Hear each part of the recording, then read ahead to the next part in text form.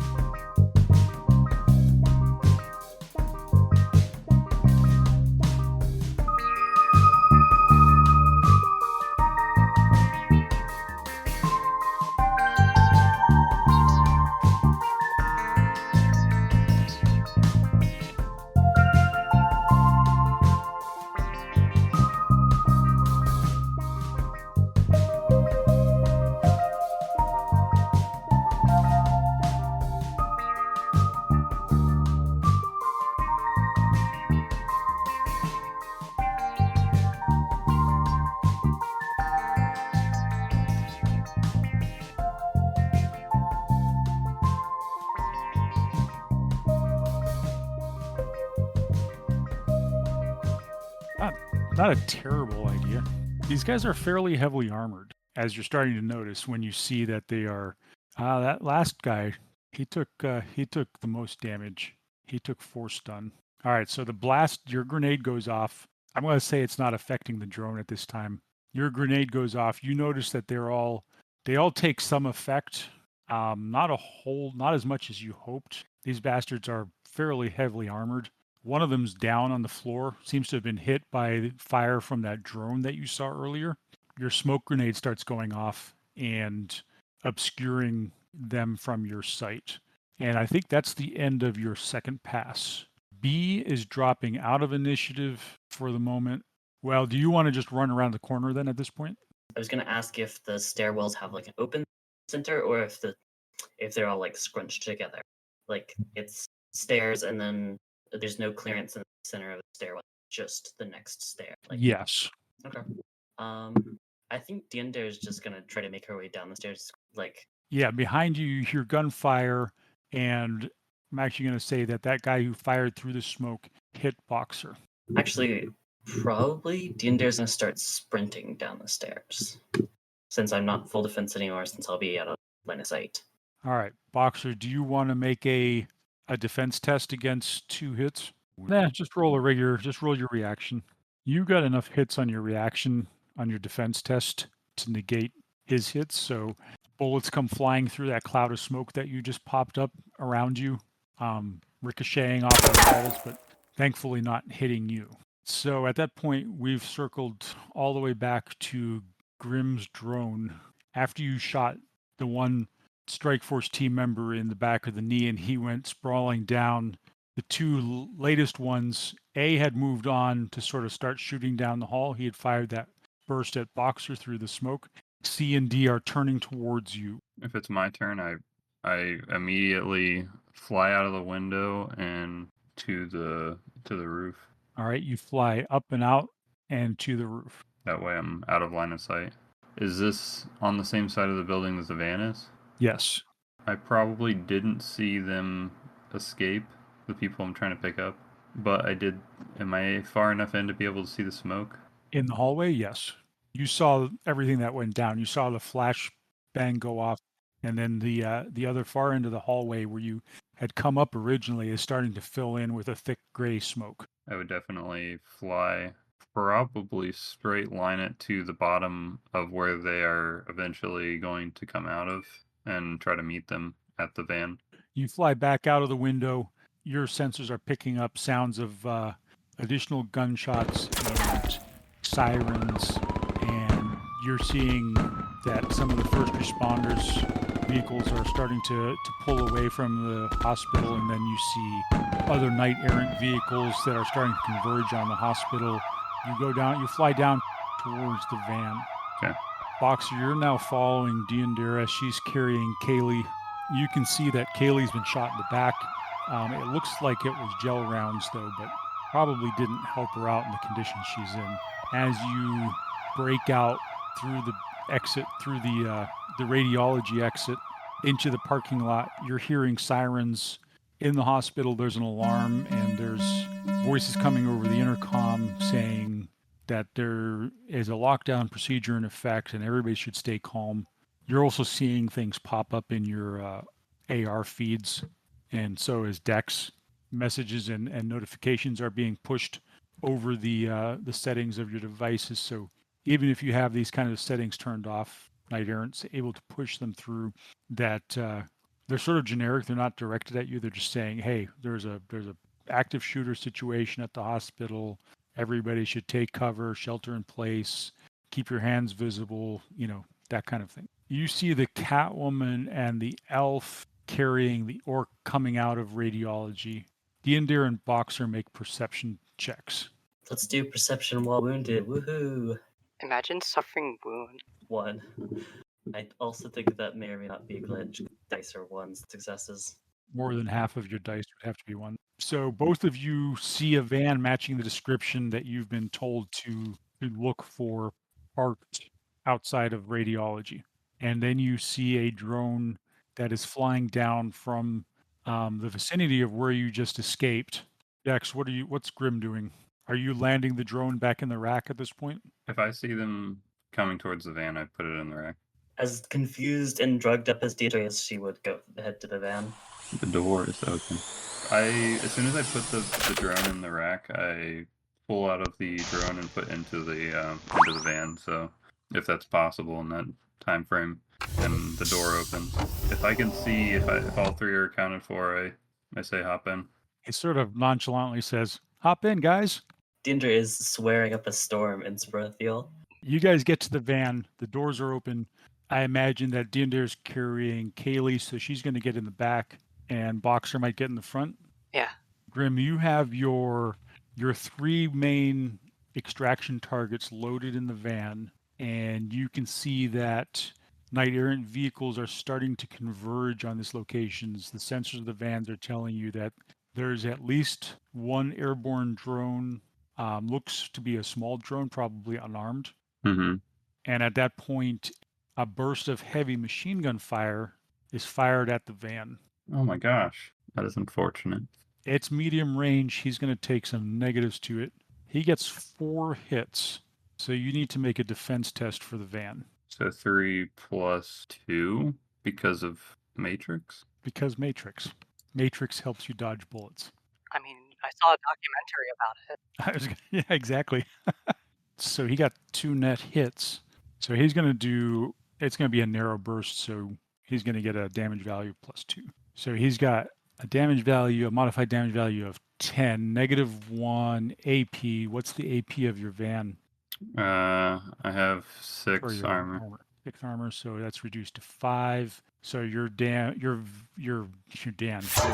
5 points of damage. That is canon now. The van's name is Dan.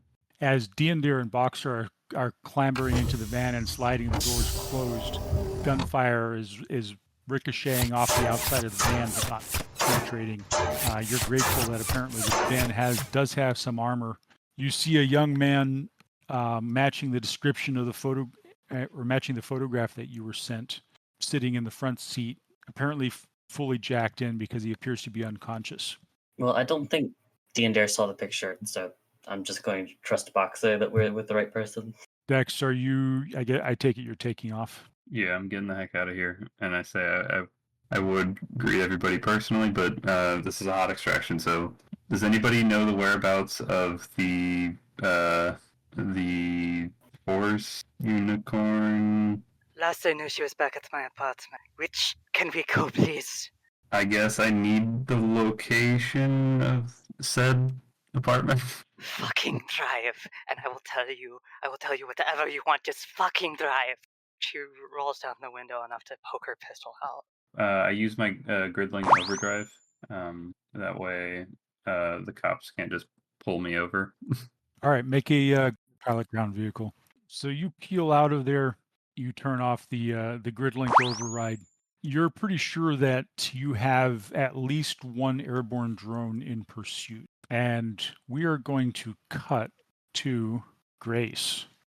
Hi. Has anything happened since she's gotten back to the apartment? No, describe Grace hanging out in Boxer's apartment. It's been a couple of hours now since you I left the scene of the bombing. imagine she would be a little bit worried about the near future, considering the quantity and nature of law enforcement on Seattle's street. I imagine she'd have, in those 2 hours when she finished crying and hyperventilating on the couch, proceeded to do her best to go home alone on the house and get ready for something.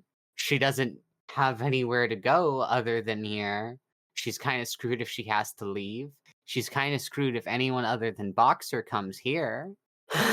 Where's Grace's van? I forgot where we left the van. That's a great question. I'm guessing it's still probably in the vicinity, in the neighborhood. Well, she's not going to go out on the roads right now, so she could go to her van, but it wouldn't be a great idea. And are you using your comlink at all? Is there any way to receive texts without being detectable? Yeah, sure. I mean, that wasn't meant to be a loaded question. I know that you're not unlike Cecile or Boxer or Grim, you're not always in AR. No, absolutely not. I imagine she does keep up with her text. She may miss one for a few minutes if she's particularly focused on constructing some Rube Goldberg Goldberg.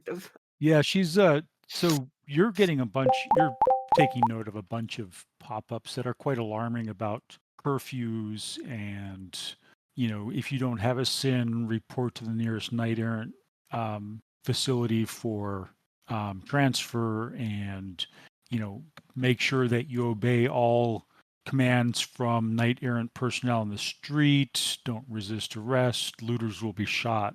There's just a constant stream of this type of push notification coming through to you, which is sort of overwhelming pretty much anything else you might want to do on the phone at the moment. Yeah, that incentivizes her to be paranoid and try to make sure she can defend herself if someone were to come here. She would probably try to summon a spirit. I'm not sure if she could succeed right now. All right, let's do that.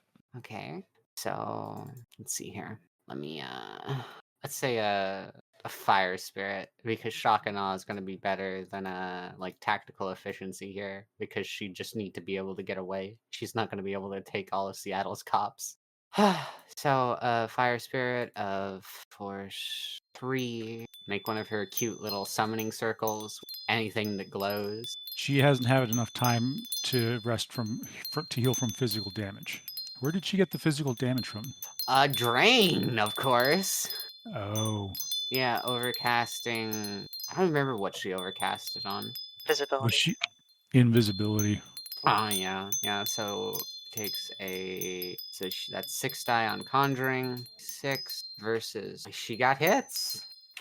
Versus the spirit, which would be rolling 3d6, hit, strain, ouch, 2 times, and then she has to resist 2 drain. and she just barely did it, and thus she summons the spirit. Force of 3, it owes her 2 services. And I think she's just going to keep it on standby for now. And what special abilities does it have? I'll have to check that. I'll declare it shortly. All right. Well, that's good because right about that time you perceive in astral a figure, what looks like an orc potentially, although slightly different than you're normally seeing them. Their astral figure sort of slides through the door and looks around and then sees you and then immediately disappears. No. She's going in the astral and she's pursuing it. She's chasing after that motherfucker. Okay.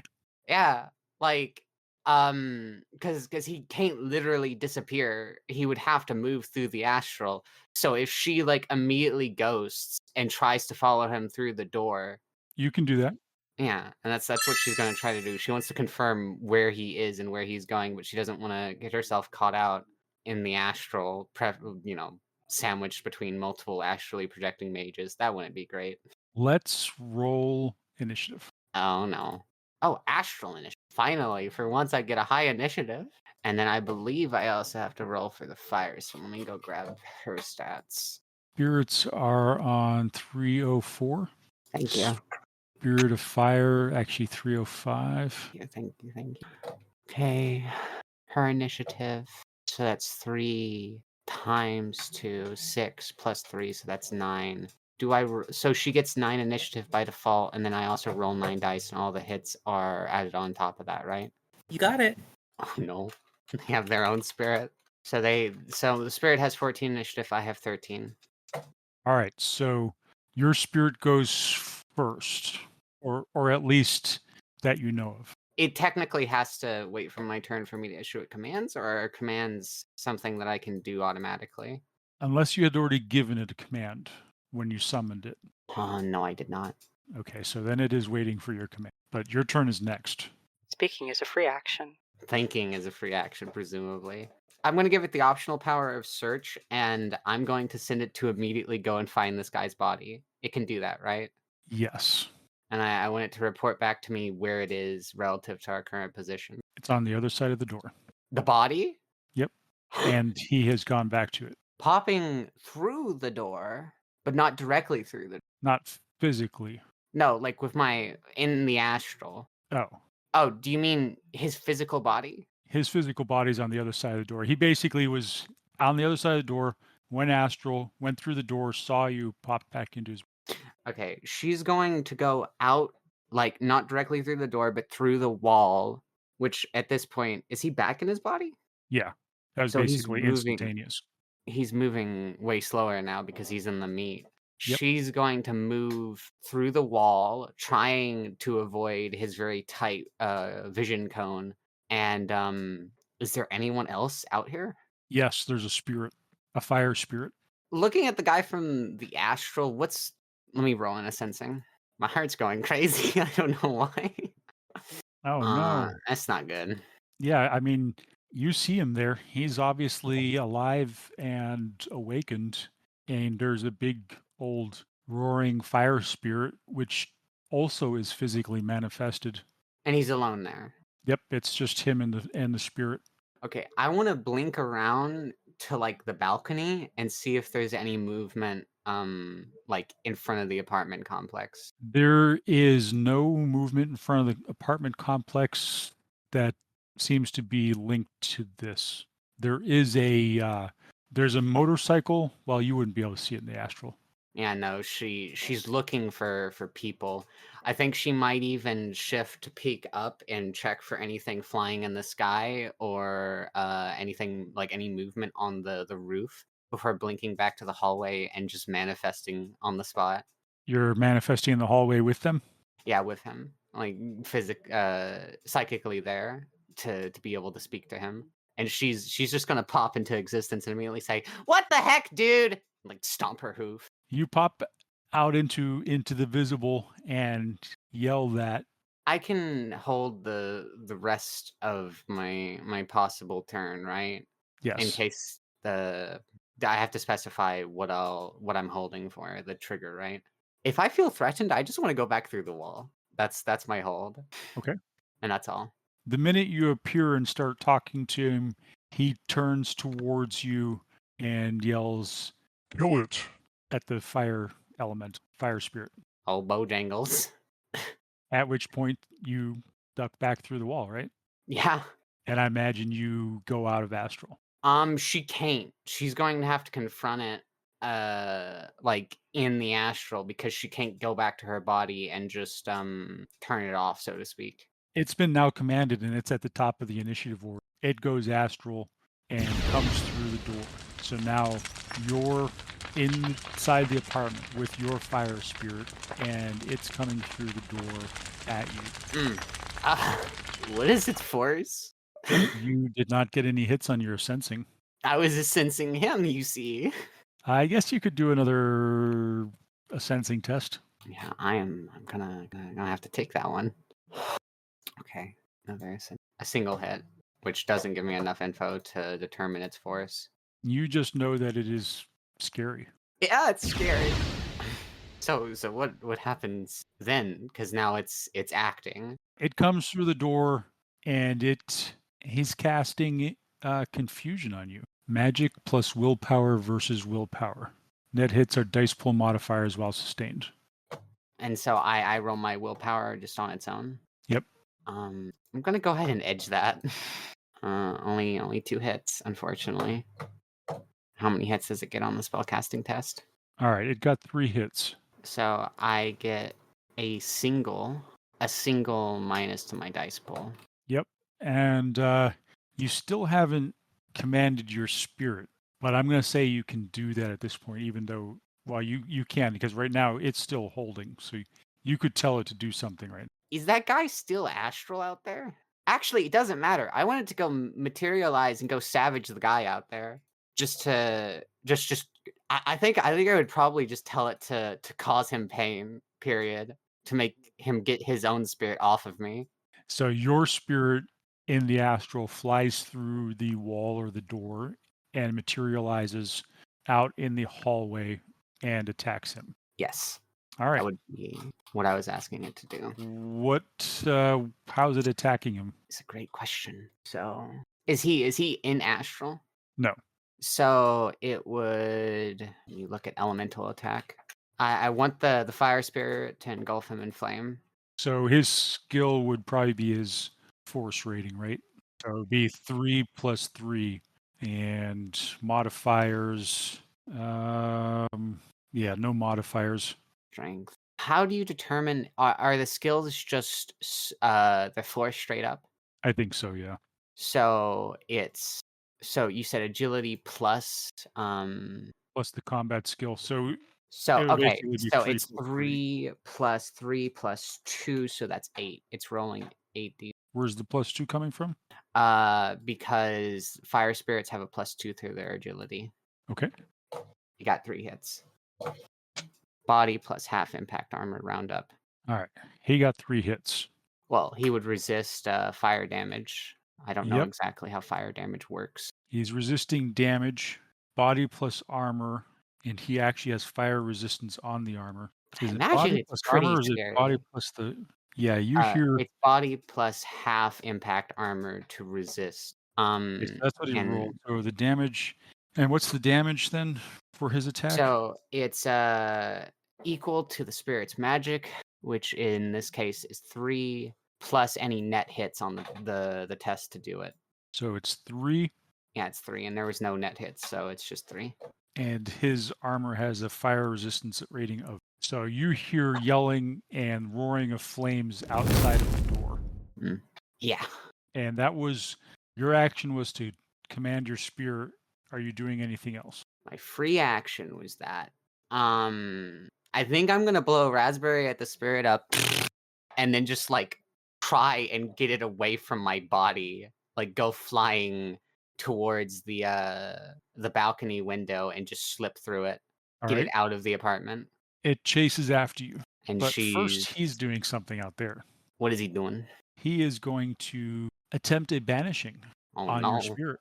Oh, no. and he got 4 hits. Now somebody's going to have to figure out how banishing works. Force, Summoner's Magic. So it's 3 plus 6. Don't fuck me. I'm gonna post edge that. That means I re-roll all of the misses, right? Yes. Okay. So that spends one of the Spirit's Edge, which it has 3 of, and I re-roll 7 die. So you got a total of 5 hits. So Yes. he fails to banish your spirit. All right, he resisted 2 points of drain.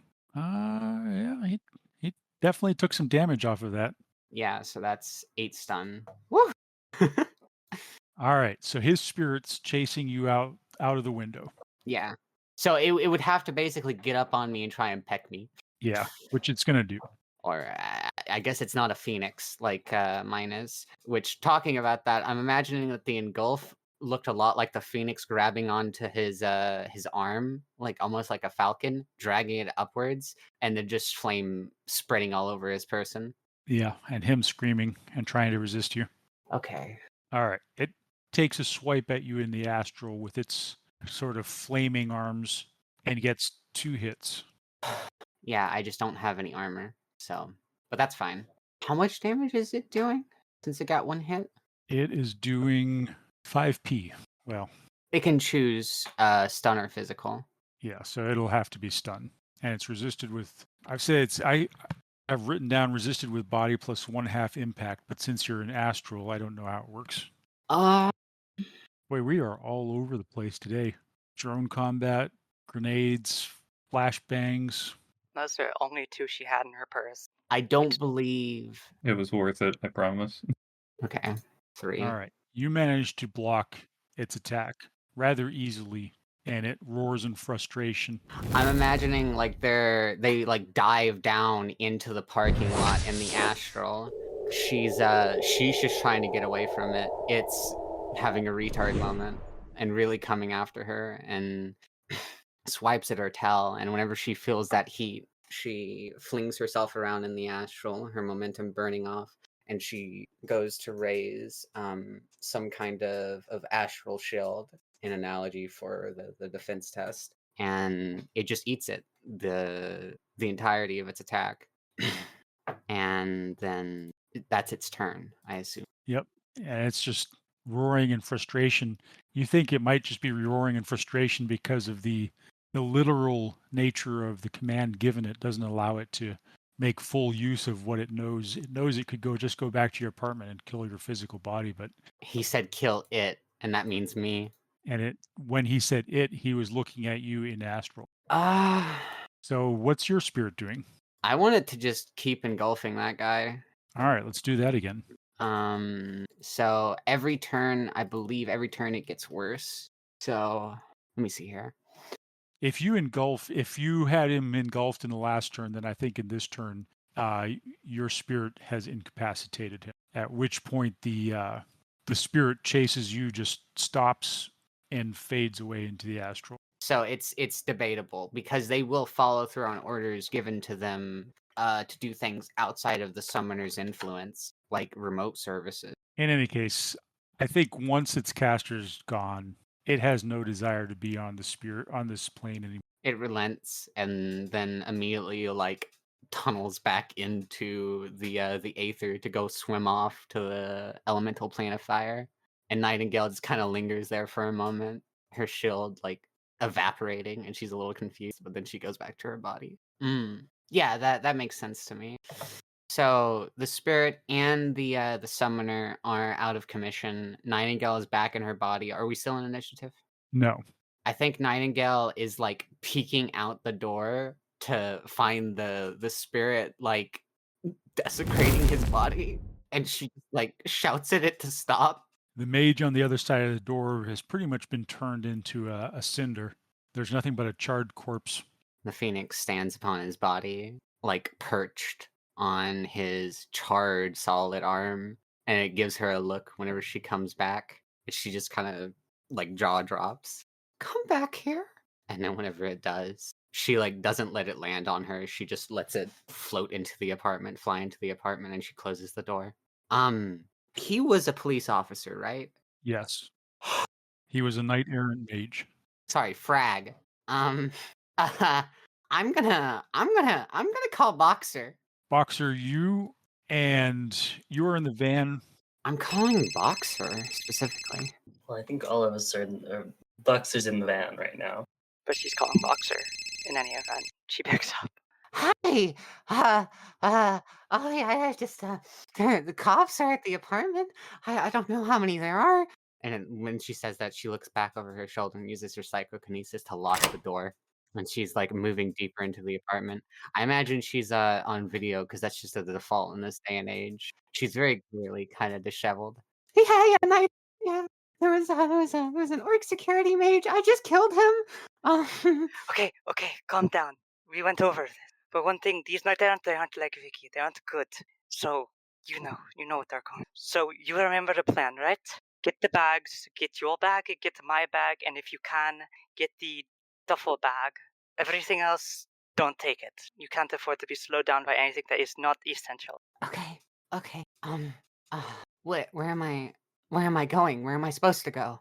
I don't know, but you have to get out of Auburn as a whole. I think there's another agent from Prokop in your area looking for you, but you'll have to make contact whoever else is there. So not Kaylee and Actually, you're on the way. The van is on the way to your apartment right now. Unless you don't want me to go there. I've been going by the people I'm trying to extract their direction. Yeah, en route to you. Don't stay put. Don't stay near the apartment. Just go to the stuff. No, go to Fred's. Oh, okay. Yeah. I'll yeah. And don't let any of them see you. Most of us were wanted, and that may include you. I think Deodar is probably saying something in Sprethiel in the background of the call, like enough where it interrupts every now and again. Okay. See you soon. I see hear gunshots. And she just puts her phone into her pocket. She doesn't even hang up. All right, so Grim, you know Fred's convenience store. It's sort of a local fixture in downtown Auburn. Everybody goes there. Everybody from that area goes to Fred's because he's local and they don't like the new Stuffer Shack. So that's where you're being directed to go. That the horse that you've been asked, or the unicorn that you've been asked to extract, is headed there. Okay, how far away am I, and am I being closely tailed at the moment? You're minutes away, and you are being tailed. Make a sensor test. So your vehicle, you're pretty sure that there is something tailing you. Probably you think it's a drone, although you didn't get a good glimpse of it. You're just seeing it sort of on the sensors. You would have to we're going to make an opposed piloting test to see whether you can shake it. All right. You totally shake it. You got 4 hits. The opposing rigger got no hits. So you managed to do some fancy driving using your superior knowledge of the local area, and are able to get away from the following drone, and you pull into the parking lot of Fred's convenience store. The store itself is looks like it's closed down. No lights are showing. Grace, did you leave the apartment and head immediately there? I suppose she would. At a fast trot, it's probably just a few minutes. Yeah, she would have grabbed what Boxer told her to, use levitation to jump out of one of the windows after doing some astral reconnaissance just to make sure that there wasn't an insane police presence that would notice her. There isn't. It seems like that mage was acting alone, but if you're gonna jump out and do levitate, you're gonna want to roll for it to see if you take any more drain. So she would only need to cast it at the what do you call it? The ideal force, which I forget what it is. So that would be 3. She would cast it at 3, and that means she takes 2 drain. And where's she at on her stun track? She's actually has no stun. She hasn't taken stun this entire time. It was physical. So she's fine. She didn't take any additional stun.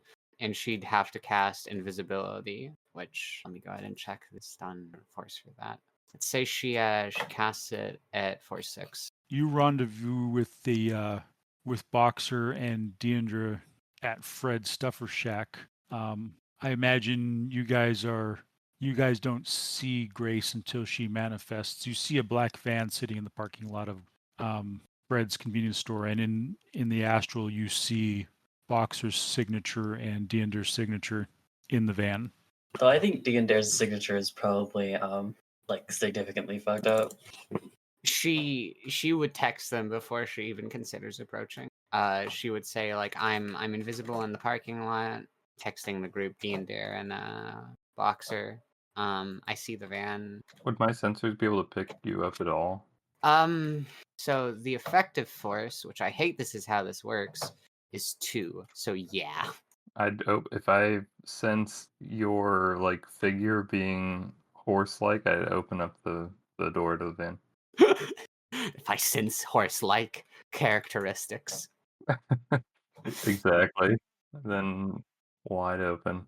Well, she'd get in after a moment. Just clamber on in. In the back of the van, you see the orc woman that you've met before. Kaylee is lying. She's unconscious and seems to be severely injured.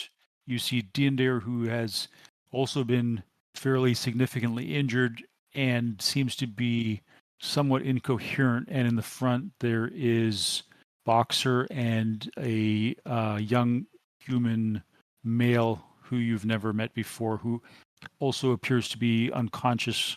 Diender says something in Sprithiel. Hi, guys. Welcome aboard. I'm Grim. We gotta get the heck out of here. Who is saying that to her? Is it a You hear ghost? it through the speakers. Oh no, it's a ghost. She is very clearly disturbed by the vehicle talking to her, and after a moment, she like pulls the the door shut behind her. It doesn't close automatically, and she says, "Nice to meet you, spirit of the machine." He's something called a rigger. Stay still long enough. I need to get back there. She clambers back. They do the same thing I do with computers with everything else. So, and then she points a hoof at the guy in the front seat. Yes, he's I also say yes because I can see. he's in the car. Does that make sense to you? No, that makes perfect sense. He is the car. Ugh. Don't think she about looks it too very much. Clearly disgusted whenever she realizes that she's inside of the back compartment of a human being. Oh no. I need to make sure. Deandra, you can assess yourself, right? How bad is it? How bad do you feel? Diendre like screws up her face real bad and finally squeezes out a few words in English. Too much. I'm going to take that as you need help. And then she says something in Sprithiel. Looking over at her, can I use a sensing to gauge her current condition? Isn't that a glitch on Sprithiel? So that means that you would have misheard her, not just not understood. No, it's not. Wouldn't it? The glitch be that you heard the opposite of what I was saying? It just means something has gone wrong. Okay. Look, this isn't a time to talk about whatever the fuck that is, but you're fine. I scored enough hits to tell how hurt she is. Diendre is like her physical damage isn't that bad. She's only about half dead. But Only about she half is dead. significantly hopped up on painkillers, like very bad. Take care of her if something goes wrong. I need to take care of Galia. Oh, Actually, okay. does Grace know what painkillers are? People have probably at one point or another offered her painkillers, and she just like ate them like candies. She was like, "Oh, okay, thanks," and just like ate them all. Because what the horse has got to be like 200 pounds. No. Plus. I mean, like, sure, but does she know what they do? Because they probably wouldn't have affected her, given that she's, all Oh yeah. magic. Oh yeah, no. She's completely immune to all medicine and poison and whatnot, as well as pollutants. She's just built So different. what I'm asking is, does Grace see, like, oh, painkillers, or is she like, her aura is weird? She probably would think that, but I imagine within a year someone would have explained to her that painkillers exist. I feel like they're a very essential part of modern working culture that like everybody would have like. There's probably a lot of people strung out on them in the modern day. So you're arguing that Shadowrun also has an opioid epidemic? Yes. I mean, like, I take pain medicine to get through my work days. I can only imagine what a wage slave would have to do. Well, they've also got, BTL and various other things, so it's probably even worse. In any case, so in the back of the van, some medical type behavior is happening, and the van is speeding off through the night. Back at the abandoned or neglected manufacturing facility in Tacoma, the garage door that Cecile and Kirsten entered into is opening, and Cecile, make a perception test. 0 hits. Well, if you want, I can roll And 2 more dice. it's almost a I glitch. don't really care that much. It's also a glitch. She just like passes out. It's not a 'cause she glitch. feels so it's safe. not more than half. Yeah, it has to be more than half. I'll roll 2 more dice. Okay, 1. Yeah, so as the garage door is sliding open, you see that Kirsten is startled by this. She's obviously not expecting visitors, and she draws her weapon. Okay. She's not raised it. Can I hide behind something? Yeah, you can hide behind the motorcycle. There's only a motorcycle. Can I hide behind a box? Sure, you can hide behind the box. Thank you. There's miscellaneous machinery and other stuff sort of sitting dustily around, so Cecile's hiding. a large, gleaming white limousine rolls silently into the garage, into the space, and Kirsten now has her pistol at a low ready position. The garage door shuts, and the back door of the limousine opens up, and Alice DeVry steps out. As usual, dressed in immaculate formal business wear. Cecile gets up and calls out, Alice? What are you doing here? She looks at Kirsten and then at you, and she says, someone would like to speak to you. Oh, of course. It's okay, Kirsten. Cecile just walks towards the back of the limousine. All right, you get into the back of the limousine, and you see Mary Luce, the CEO of Evo North America, sitting in the back. She's dressed in what appears to be casual evening social wear, the quality and cost of which you can only imagine. And she's sipping some bubbly beverage from a tall fluted glass. Good evening, Miss Luce. Please, have a seat, Cecile. Of course. Would you like some refreshment? No, thank you. Alice DeVry shuts the door behind you as you enter. Mary Luce looks at you. She's an older woman now, smaller, but she's still got a very oversized physical or oversized presence in the vehicle. Wait. She's there physically? She's there physically. Okay. I thought it was like a vid screen. Okay, cool. Nope, not this time. Great. Perfect. Anxiety up. She's sort of casually looking at you with a slight smile on her face, as if she's reading you like a book. And she says, "It seems that you have very adroitly managed to accomplish what I requested of you. I don't know if you know it or have seen it yet, but the news of a certain incident in Puyallup has made the news and is starting to cause problems for our mutual friend." Indeed. That was in fact part of my plan, however. There was a slight issue with the rest of it. I wasn't sure if that incident would be enough to get him sufficiently... For my purposes, it will allow me to cripple him within the company and eventually force him out. Whether it's sufficient for your needs, Cecile, I cannot say.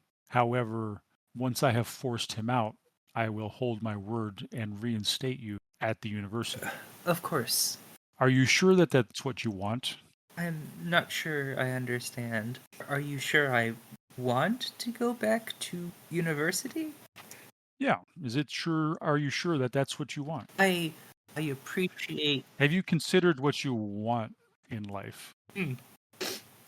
This does make Cecile's facade break a little, and she seems anxious. I appreciate all of the opportunities you've presented to me, Miss Luce, and I especially appreciate you being here in person.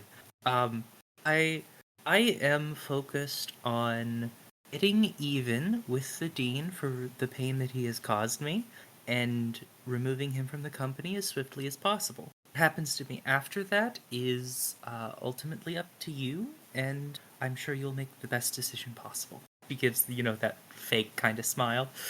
Mary Luce takes a long sip of her beverage and contemplates. She says, "Interesting. Doesn't quite answer my question. I was curious to know whether you've potentially seen the thrill of your activities in the shadows, unbound by the strictures of academia, as potentially more rewarding." I cannot say I've seen the benefits so far, given that bomb went off at a place I could have been, and so on. I suppose there is Yes. one matter that I am rather looking forward to exploring that has come of all this, but I don't see any reason I can't do that while working for Evo and after getting my PhD, or even as the subject of my PhD.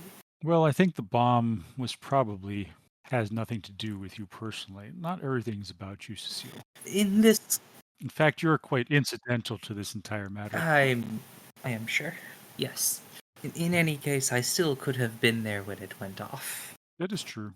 Whether as a student or in another capacity. In any case, I intend to hold my word. Once Kirill Petrov is removed from his position in Evo, I have a feeling that his existence will be brief, and I will then have you reinstated and your sin reinstated. This is good. We'll have to fabricate some kind of story, but that should be a minor Of matter. course. I'm already thinking up many myself. I hope to have him removed as quickly as possible. He is a terrible blight upon the company and completely in opposition to Evo's values. Indeed. It rather surprises me that he has eluded our perception as long as he has. In any case, Mr. Freeze, Miss Luce, it's my fault, sorry. Miss Luce, if there's anything I can do for you or for the company before I am reinstated, just let me know, either through Miss DeVries or through an email. Indeed. Well, I wanted to let you know personally that I was grateful for your efforts. Between now and then, when we reinstate you, just make sure you don't get yourself killed. I shall do my utmost.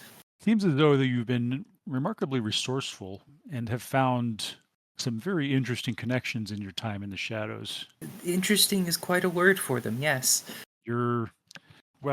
I guess I should say, do you think that seems to me that your value to the company may be in your current position. You've become quite an effective agent for me, and I'm starting to wonder whether I should keep you in this position. I wouldn't do that against your will, however, since we do have an agreement. I understand how that might appear. However, I'm not convinced that it is a sustainable relationship. Most of the people on the team, I crave being away from them every moment of the day, and I'm not sure they are much more fond of me. Mary Luce chuckles slightly, and she says, "Yes, you do stand out somewhat in these environments. Well, in that case, I will be off, and as I said, stay alive, and once Kirill Petrov is out of the picture, I will be back in touch. It has been an honor, Miss Luce. You have my word." She inclines her head as if to accept the statement as factual, and Alice DeVry opens the back door of the limousine. Cecile gets out very quickly. Alice gives you a sardonic grin as she enters back into the vehicle, and it departs. And Kirsten's standing there. She's got her pistol holstered at this point, and she looks at you and she says, "What was that all about?" Cecile has the most crushed and anxious look on her face, oh my god. Kirsten. Are you okay? Cecile slumps to the floor. No, I'm not okay. She hurries over to you and tries to pick you up. What's going on? That was the CEO of Evo North America. That What? was Miss Luce. That was Mary Luce? Yes. Oh, brag. I need to call Prokop. You are I'll be not right going back. to call Prokop.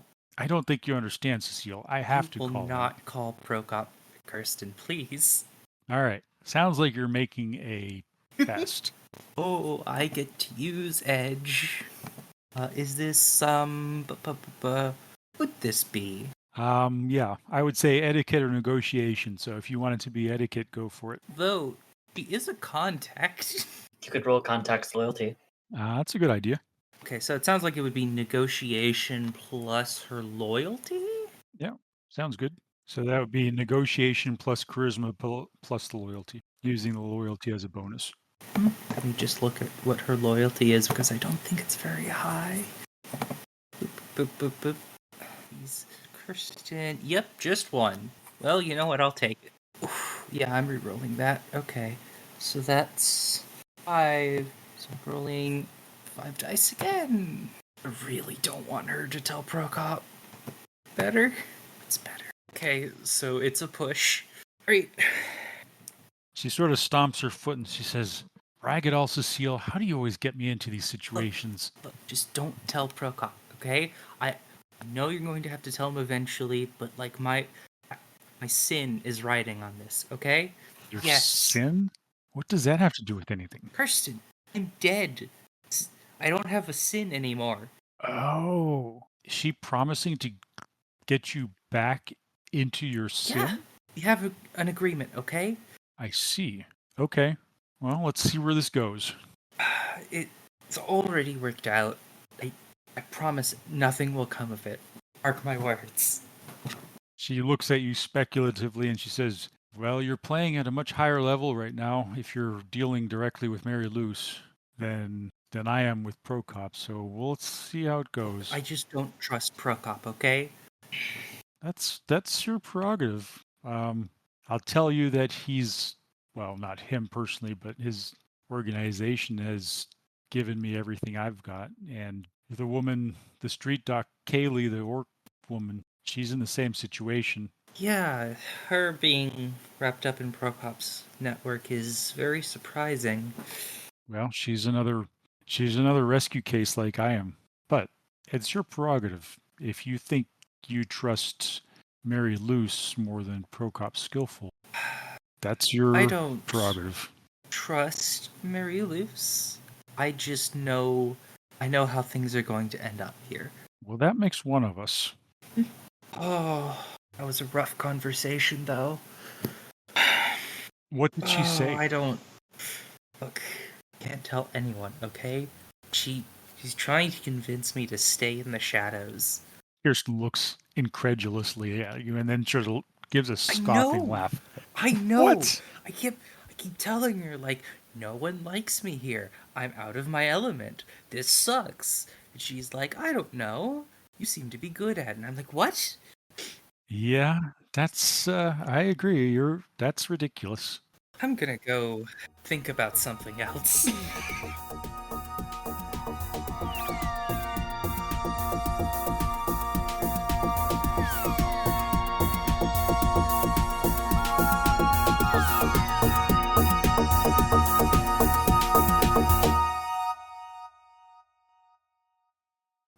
The Topps Company, Inc. has sole ownership of the names, logo, artwork, marks, photographs, sounds, audio, video, and/or any proprietary material used in connection with the game Shadowrun. The Topps Company, Inc. has granted permission to the Hard Knock Sorority podcast to use such names, logos, artwork, marks, and/or any proprietary materials for promotional and informational purposes on its website, but does not endorse and is not affiliated with the Hard Knocks Sorority podcast in any official capacity whatsoever. The music for the Hard Knocks Sorority podcast was written and performed by Trace Mineral. The Hard Knocks Sorority podcast is licensed under a Creative Commons License 4.0, meaning you are welcome to use the material as long as you give us credit.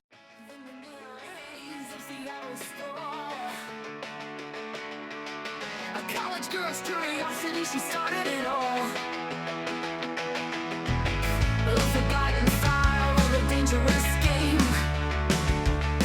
No Cecile on your run, trying to clear her name. Welcome to the Hard Knock Sorority, where tech collides with arcane sorcery, fighting for truth under neon lights.